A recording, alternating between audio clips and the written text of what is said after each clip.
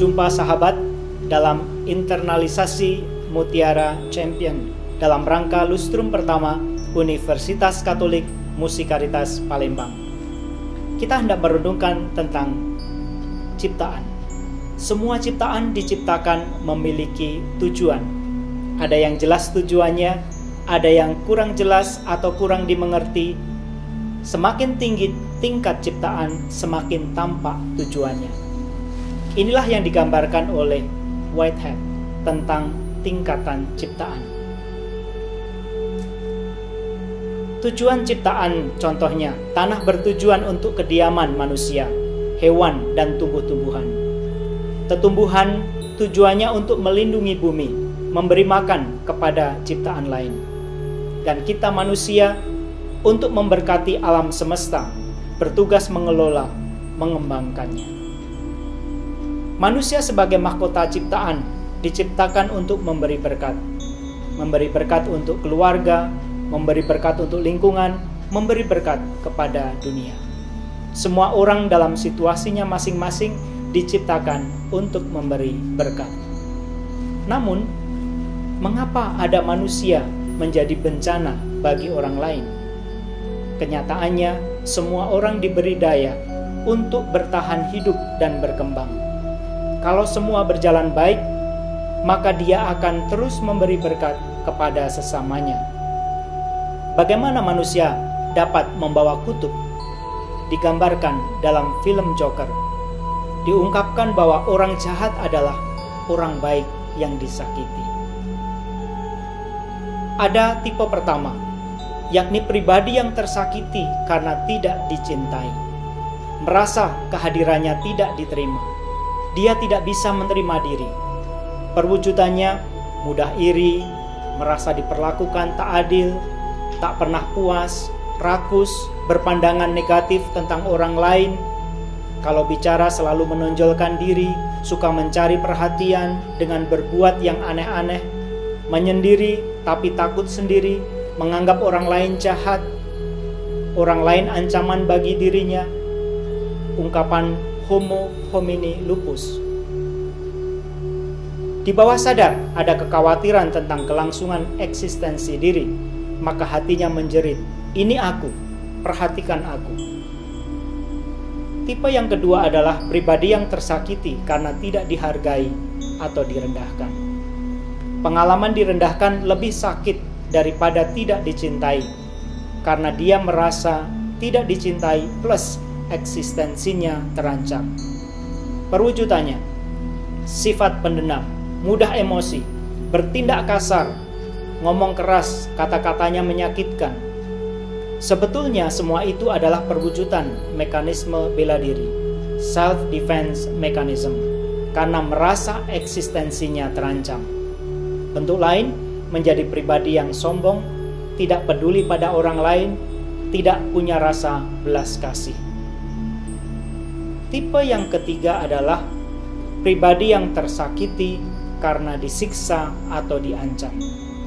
Orang yang pernah mengalami siksaan atau ancaman, baik secara fisik maupun mental, menjadi pribadi yang terluka. Akan memunculkan mekanisme bela diri tadi yang berbentuk sikap agresif, melawan, ingin merusak, ingin melukai orang lain. SOS kuadrat, senang orang lain susah, susah kalau orang lain senang.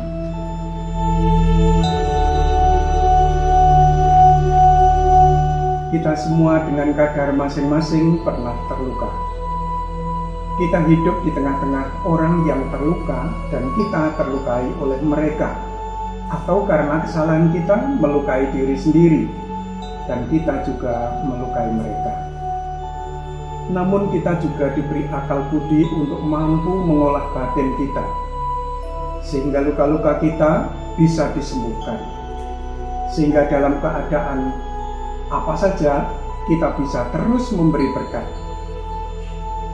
Apa yang harus kita buat agar kita dalam kelemahan kita tetap mampu berdiri tegak menjadi berkat bagi sesama?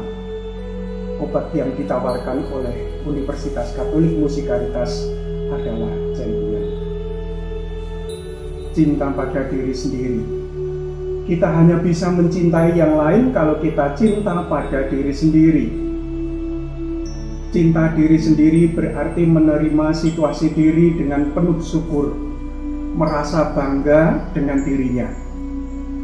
Apa alasannya kita harus mencintai diri sendiri?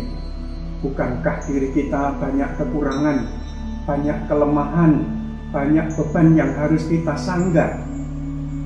Kita cinta pada diri sendiri karena kita diciptakan dan dicintai Tuhan. Kalau Tuhan menciptakan kita, pasti ada keistimewaan dalam diri kita. Keistimewaan tidak pernah hilang dari diri kita, hanya tertutup oleh debu-debu peristiwa hidup yang mengotori batin kita. Cinta pada sesama, berusaha selalu untuk menjadi berkat bagi orang lain. Orang akan bahagia ketika dia merasa berguna bagi orang lain. Hidupnya berarti. Ketika orang harus berpikir tentang dirinya sendiri, maka dia akan selalu merasa hidupnya menderita. Cinta pada Tuhan. Dalam pengalaman hidup kita, cinta mempunyai kekuatan dahsyat. Orang akan berubah ketika tersentuh oleh cinta. Yang jahat jadi baik, yang lemah jadi kuat. Ada kuasa ilahi di sana. Banyak contoh di sekitar kita. Berharga tidaknya seseorang ditentukan bukan apakah dia kaya atau miskin, cantik atau buruk, punya kuasa atau tidak, tetapi ditentukan oleh apakah ada cinta atau tidak.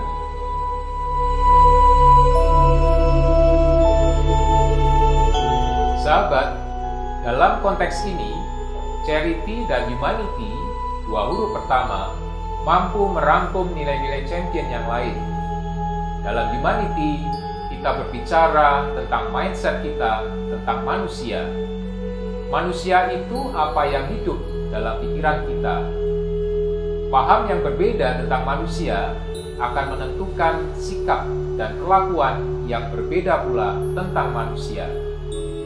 Manusia adalah citra, gambar, dan rupa dari Sang Pencipta. Dia adalah mahkota ciptaan. Dia mulia di hadapan Tuhan yang Maha Kuasa. Manusia adalah pribadi yang luhur. Sejak pembuahan manusia sudah menjadi seorang pribadi yang harus dihormati, diakui, diperhitungkan. Maka tak pelak kejahatan aborsi, kekerasan, penyiksaan terhadap manusia dianggap sebagai pelanggaran kemanusiaan yang berat.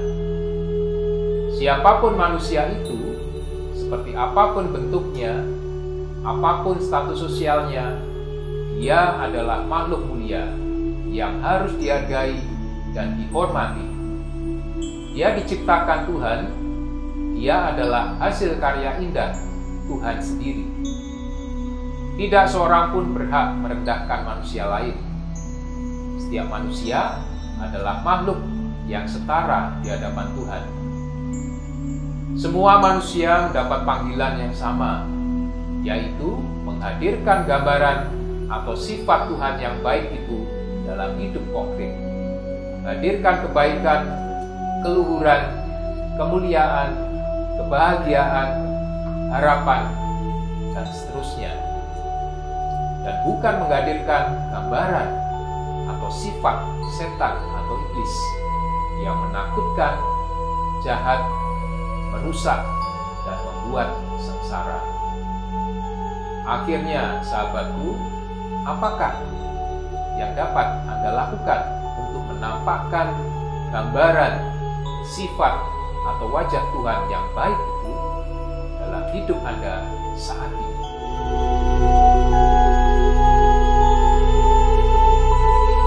Terima kasih telah merenung sejenak dalam rangka lustur pertama ini.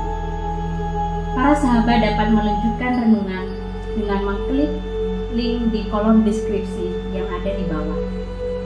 Sekarang marilah kita tutup dengan doa syukur.